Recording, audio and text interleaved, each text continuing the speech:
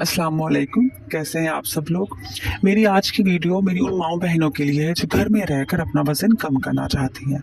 आज मैं आपको एक ऐसा कहवा बनाना सिखाऊंगी जिसको आप रोज़ रात को पिएंगी और इंशाल्लाह आपका वज़न बहुत जल्दी कम हो जाएगा।